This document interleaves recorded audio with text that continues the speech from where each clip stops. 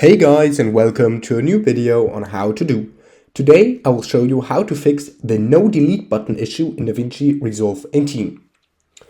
I got 2 comments under my video of the how to delete a project in DaVinci Resolve video, and they said that they don't see the delete button.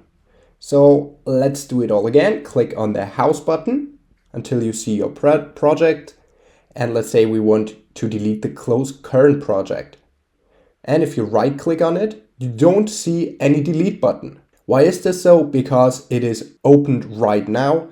So just right click it and then close it like this.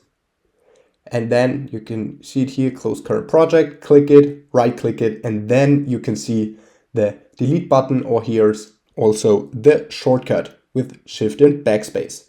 Just click it, then go to delete, and that's how to fix the delete button issue.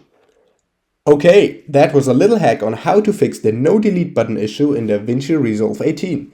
If you enjoyed the video, please like and subscribe to stay tuned for more how to do videos. If you have a video suggestion, just let me know down in the comments. See you guys soon.